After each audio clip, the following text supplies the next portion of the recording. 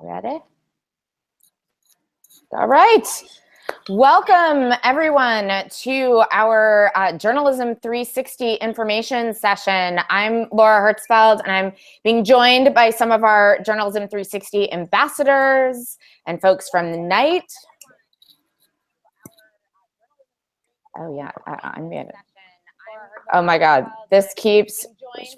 It's because your YouTube is open. I know, I see. I was trying to be fancy and look at comments at the same time, and I realized that was a terrible idea. Okay, somebody will ping me comments. Anyway, I'm Laura Hertzfeld. I'm director of the Journalism 360 Challenge. For those of you who don't know anything about this, we are a new initiative, a joint initiative between the Google News Lab, the Knight Foundation, and the Online News Association. And we sort of are a two-pronged project. The first is the Journalism 360 Challenge, which is what we're here to talk about today. And the second piece of it is a more ongoing project that is focused on training and education for journalists around immersive storytelling. So kind of more on that later. But let's just kick things off to talk about the challenge. We launched March 8th at South by Southwest. There is up to $35,000 per grant available in a $250,000 grant pool for projects to kind of evolve immersive storytelling for journalists. The goal is to really democratize this platform and allow more people to be involved in creating stories around it using all different types of technologies. So the projects that we're looking for are really kind of a combination of creative technology ideas, as well as kind of how to combine that with storytelling. And so we are really, really excited. We've gotten over 80 applications so far. And so we're just kind of here to answer questions. So I'm going to introduce the folks that we have down below. First up is Jessica Lauretti. She's one of our ambassadors. She is the head of studio at RYOT, which has done a ton of really just creative projects in the 360 space, and so she can answer a lot of questions about covering breaking news, and she can also talk about her role as an ambassador with J360. Next to her, we have Mitch Gelman. Mitch is CTO at the Newseum. Hi, Mitch. And Mitch is also hosting an event on Monday, which you all are invited to come to if you're in Washington, on VR and health and medicine. So we can talk a little bit about that as well.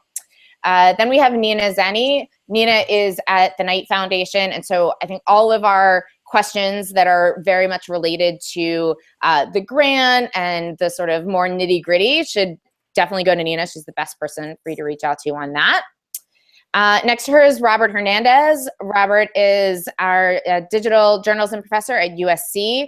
He also led an awesome panel at South by for us on ethics in immersive storytelling. And then next to him is Sarah Hill. Sarah and Mitch have both been involved since the beginning of J360 and have been leading our efforts, especially on the blog. And so another thing we can talk about as well is ideas for the blog. We're really open to your ideas there. Anybody wants to guest blog who's been working in this space, let us know. But Sarah really knows pretty much everything that's gone on with this project since the beginning. So she's a great person to direct questions to. So that's where we are. Let's see if we've got some questions coming in. Any of you guys want to chime in on anything that I maybe screwed up in my intros or not? Did a great job. Right. Questions we're getting are people asking about early stage ideas. They're wondering whether or not they can still apply. So Laura, you want to tackle that? Sure. These early stage ideas are what we're looking for. I think, you know, we are not looking for necessarily things that are totally going to be completed in a short amount of time. I think we want things that I would say by the end of this year, there's some sort of prototype demonstration that you can do, but by no means do things have to be, you know, in a complete form. So I think just, you know, things that you've been thinking about, that's sort of the point of it being this like short grant application process, is to really get the ideas flowing and just hear interesting project ideas. So Nina, do you have anything to add on that? Yeah, I would just say the reason why we're interested in early stage ideas is really to test assumptions. We're interested in seeing what people are doing, what the trends are on the ground, and allow for them to kind of be integrated into this network with all the organizations that are participating in this challenge to test out what works and what doesn't, as well as kind of iterate based on what they learn during the process to kind of change what they're working on. And something that we're really passionate about exploring is the ability to, or for these projects to really be replicated and to learn from how these kind of procedures that they're working on during these projects can really be shared across the field. Great, and I think that also kind of leads into another like piece of J360, which is to really build community around immersive storytelling. So to really connect people. I just saw a question come in. Casey McGinnis is asking, she would love to know what, or he would love to know what partnerships could look like. For example, indie producers partnering with multiple media organizations or trade organizations. And I think that's a similar thing where this really is about building community. And I think if you know, people want to apply together, I think we're very much open to that. I think when, you know, if somebody is having trouble finding somebody to partner with, I think as we see applications come in and as projects get announced, we're able to sort of pair people up a little bit as well. A couple questions have come in via YouTube. If you want to take a look at that, I put them in the chat for you. Oh yeah, there they are. Okay, excellent. That was Cal. Breaking news. Is this the emphasis of the grant? No, I think I think we are open to defining journalism as the people who are applying see it being defined. I think we're open to all sorts of things. Breaking news is part of that, obviously, but you know, it's very broad. I know there are people who are kind of more in the arts and culture space that are interested in this project. We're very open to that as well. So by no means is it limited to breaking news or politics or whatever. I think it's pretty open. A follow-up to go ahead.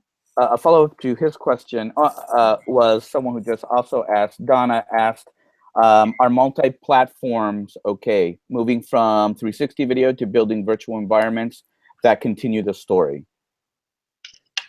I would say yes. I think we're pretty open to just defining things pretty creatively. I think technology is a big piece of this. So, you know, however you want to define that, whether it's 360 video, VR, AR, but I do think technology is a piece of it, but it can certainly be looked at more broadly and use multiple platforms.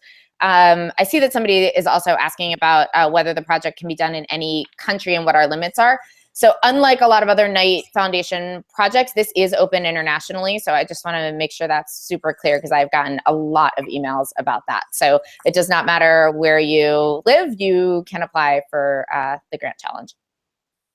Also, if I may back up to the first original question about breaking news, I also would like to reiterate too that Knight Foundation is very interested, as are the other partners, in really funding process experimentation rather than content. And so I would focus less on, or I would tend to focus less on the content itself and the process and the procedures that you're experimenting with for this particular challenge. Definitely. Jessica, do you want to kind of comment on a little bit just on your experience with breaking news since they asked about that? Yeah, sure. I mean, I think as part of having to post and using 360 video to cover breaking news in that environment, it's been really challenging to kind of figure out how do you tell a story that makes sense in this format in such a quick turnaround.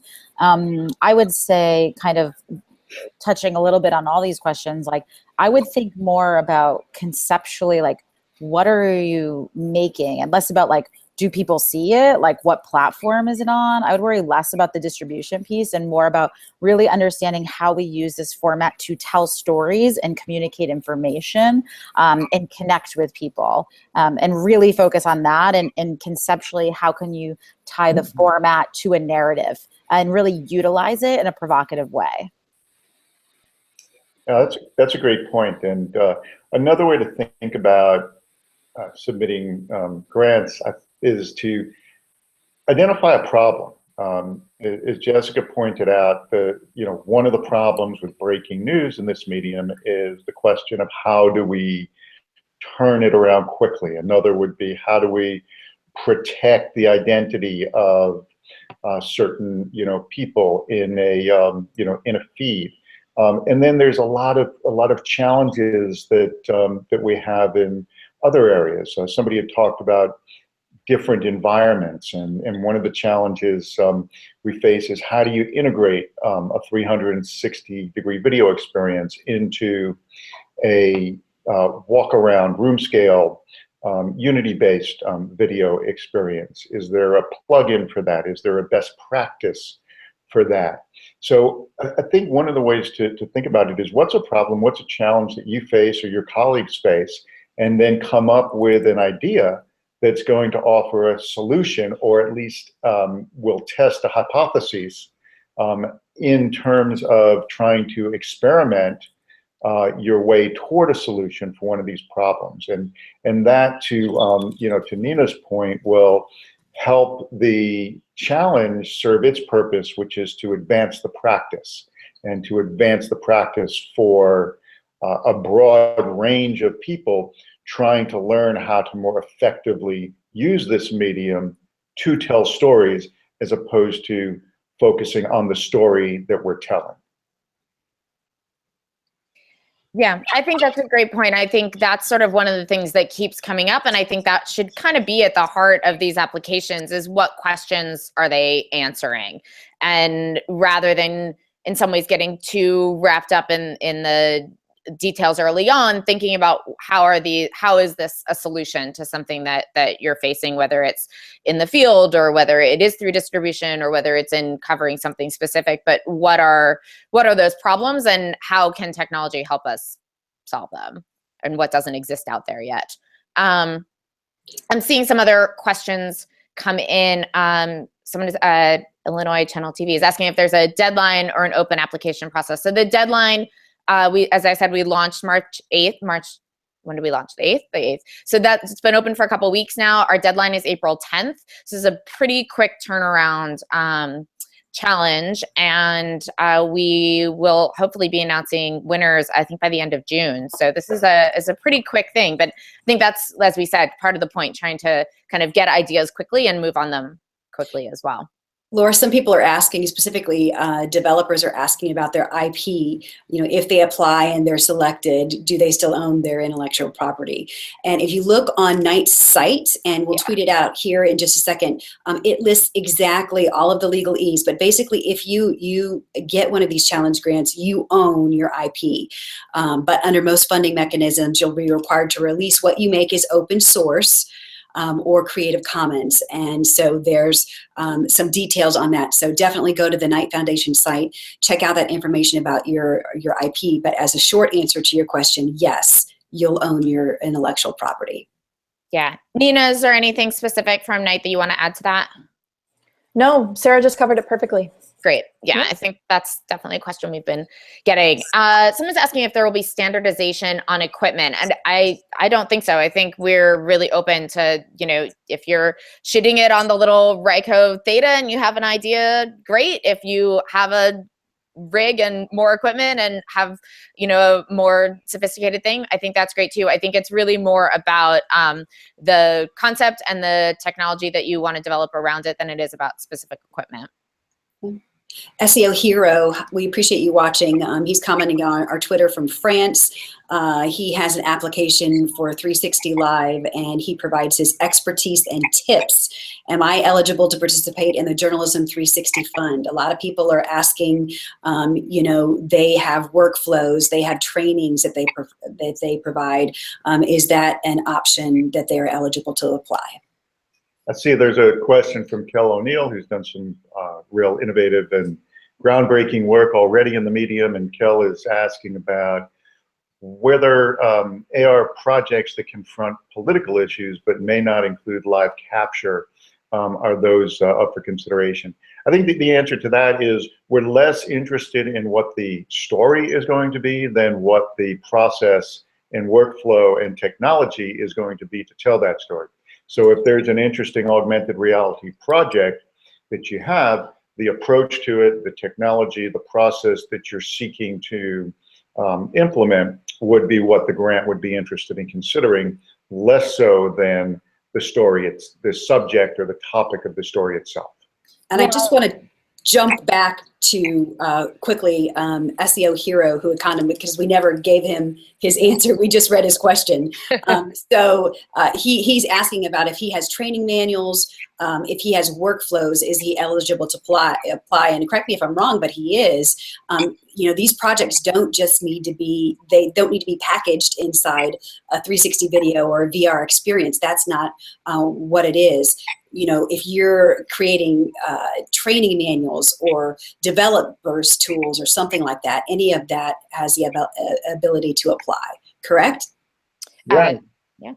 And there's a good question from Ashish Kumari. Yeah, go for it, Mitch. They're asking about an approach on a collaborative training module that he's trying to develop into a prototype. And I think that's very, very much along the lines of what we're looking for, something that you know, is informative and instructive, and that by delivering, others will be able to benefit from. Yeah, and I just wanted to add on the question, kind of building off that, and also about equipment. If there are specific equipment needs or things you need access to, I think that's something that should just be noted in the application. Not that we don't really know exactly yet what we would be able to help out with, but I think the more we know about you know, what specifically you would need, the more we're able to help. So. To add on that, Laura, my sense is the Journalism 360, in addition to the grants, is a community that can help each other out. And perhaps that's something in terms of, as a community, if the community needs access to a camera, as a community, we can make these requests. Of course, it's so early in the process, and we don't know what those requests, hopefully within reason, are, but that's something that I think is really powerful about Journalism 360. Yeah, definitely. And I think, you know, we're working with Google News Lab. We've got you know, we have a lot of resources as far as being able to connect people and figure out what the needs are. So, you know, just keep that in mind as well. What else? The budget for our project exceeds the $35,000 allotted. Is it okay to seek funding from additional sources? Nina, I think you are probably best suited to answer that, but I think the answer is yes. Yeah, absolutely. We have, we've funded several projects that have been funded by different organizations. Yeah. The only thing to just keep in mind is you know, stewarding those funds in collaboration with the time that these particular grants might have deadlines. But yeah, we absolutely encourage, if your project is going to cost more than the maximum allotted $35,000 that you can win at this particular challenge, then we absolutely encourage you to broaden your support. I can also comment too on Casey McGinnis's question, can the same person submit multiple grants to address different problems, e.g. ethics or turnaround, etc.? Absolutely. We encourage you to apply multiple times. There is no kind of bad blood if you apply multiple times. We actually find it really interesting for people to kind of think about different ways of doing their project and different approaches. It can either be with, you know, as an individual, and then if you want to also partner, you can submit it as a partnership grant. There is no limit there. Great. MPG Omatic asked, can we bring in sponsors? So that kind of fits nicely with Wesley's question about going beyond the budget. What is the stance on that? Yeah, absolutely. All we ask is that while developing the grant, we have to, when we are developing the grant budget, we just have to note what costs are being covered by who. Right. Yeah. Mm-hmm. Some individuals are asking about whether or not the application is private, and that will other individuals be looking at those ideas and potentially having access to them. And you know, that answer is it will not be viewable to the public, and it will only be reviewed by the staff at the Knight Foundation, the Online News Association, Google News, and a select group of advisors and those readers who are going to assist that grant committee in determining those particular challenge winners. Right. That said, after the winners get announced, then everything goes. Then the winners go public. For the evaluation, is the topic of the story or development of the technology more important? The way I've been answering that question is that if a story illustrates the use of the technology that you're developing, you know, and the narrative can be used to illustrate how that technology is democratizing immersive storytelling, then I think that's all sort of one thing. But I would say the focus is less on a specific story and much more on developing that kind of means to get there. I don't know, Robert, do you want to maybe chime in a little bit on that? I know you've kind of spent some more time thinking about this, but. I'm sorry, I cut out there for a second. Oh, sorry. Just talking about sort of what's more important, the story or the technology. And I'm just saying that Sure. Yeah. Yeah, sorry, that part I put together. Yeah. Well, like Mitch said, this is an application that is looking at, or the grant is looking at a whole wide range of things to advance the industry. And like Mitch said, the content itself isn't the most important part. One of the things that I see from the Knight Foundation, and Nina, you can chime in as well, is that we want these lessons, the grants underwrite lessons that could be applied to the industry. So it's not just a one-off thing for one story, for one time, for one organization. That's it. It needs to have impact and the ability to advance the industry as a whole. That could be through, like you said, technology or workflow or suggestions or trainings or something like that. But it's more than just one or the other. It's a larger impact. Is that accurate? Yeah, Absolutely. Yeah, I was also going to just try to double down on what Mitch was saying earlier, that I think it's really about solving a problem. You know, this is not like, I've got this dope story idea in Bangladesh. We need the grant to like go there and shoot this story in 360 because it'd be cool if we did that. Like, that's not what this is. This really should be looking at the medium, looking at where we are in the medium and the industry right now and thinking, okay, what is a problem that we can solve? How do we get to the next level of this? And then like coming up with an idea that at least attempts to solve that problem. Could I throw a problem out there? Because I would love the folks to solve this problem. And that is spatial audio. We've taken a crack at a few things, but that's something that I see that a lot of folks in this space are trying to figure out.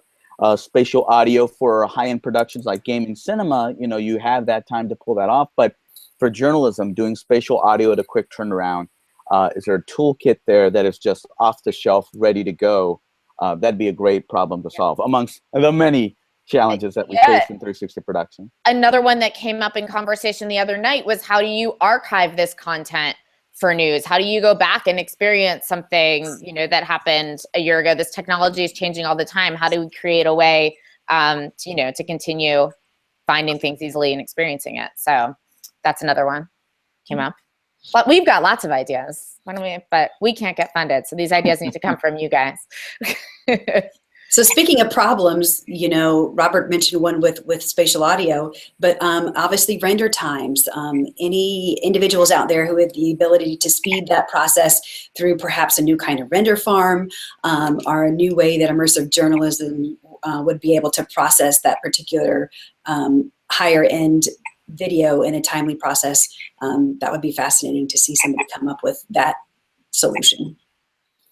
Yeah, we have some more questions coming in. I see Cal's asking, I had mentioned, you know, arts and culture projects, and he's saying, does that mean we can be somewhat elastic with our subject matter as long as methodologies can be applied to journalism down the road? Absolutely. I think the thinking on this, needs to be in a way that, and I think in the application needs to be about how does this apply to journalism and to news. But I think the way that you get there doesn't necessarily have to be a direct correlation. If that's sounds about right. No, I think that's right. It's the methodologies that we're looking to develop and to share, and how those methodologies are tested, as long as they apply to journalism, the specific topic against which they're tested, or that the hypothesis is proven, is less important than the methodology itself. I'm still interested in Jessica's idea for going to shoot something cool in Bangladesh. I do think that's worth looking at. But if you did want to go and like shoot something cool in Bangladesh, what are some of the problems that come up in terms of developing 360-degree video or immersive storytelling, whether it's live or on demand, from a developing nation? And if that's the problem that you're going to solve for, then, you know, the idea that you're going to shoot something cool in Bangladesh would be okay, because you're testing your methodology or your practice against that story. Right. No, exactly. We have about 5 minutes left. I see a couple other questions coming in. We'll continue chatting for a few minutes. I would say after this, feel free, to reach out to me directly. I'm j360@journalists.org, and all the rest of the folks on this call are also pretty easy to find. We've got our Medium blog, we've got our Twitter. We are a really easy group of people to get in touch with if you have further questions. And then I'll make another announcement at the end, but we're also doing another one of these hangouts on Monday at 11 o'clock Eastern time, kind of a little more time so the Europe crowd can get their questions in. So we will come back to this too. But let me just get one or two more questions in here, and then we'll let everybody get on their way. Let's see. So Jessica Wolf is asking, do you have any advice for sorts of additional files and visuals that we should include? How much supporting content would be too much to send with this application? I don't know. I think send whatever you think tells the story best for you in your application. I don't think we're putting too many limits on it, but it is a pretty concise application for a reason. Like, this was kind of done in a short time frame so that people could get their thoughts out really quickly, and we could go through them also pretty quickly. So. That being said, though, we do have on the application itself room to add additional attachments or visual media. So, if there are screenshots or things that you think would help support, we've had success in the past with applications that have tended to be more visual, just to kind of give the judges a better idea. So if it's something that you have available, that's fine, but also don't feel pressured either way. Great. And then we have, let's see, I'll take one last question in here, and asking if organizing offline events to promote 360 and virtual reality be included in the grant. I think that can be part of it, if that is sort of part of how you're thinking about distribution or how you're thinking about this technology being used. I would say that would have to be part of the larger concept, but surely can be part of it. Great. All right, anybody on the ambassador row down there have anything else to add on anything that came up before we wrap up? Just a note that this is an opportunity not just for newsies, but for developers, spatial audio engineers, graphic designers, Unity, Unreal, game designers, all of the technologists out there. This is your opportunity to get some funding to help grow immersive journalism. And you don't even necessarily have to be associated with an organization as well. You can apply as an individual. It really is open to everyone and anyone. You just have to be 18 and older to apply. Yes, and you don't have to be a journalist. Good ideas come from everywhere, so we're really, really excited to see them. A big thank you to Jessica and Mitch and Nina and Robert and Sarah, and to our behind-the-scenes producer, Chad, for helping us organize this.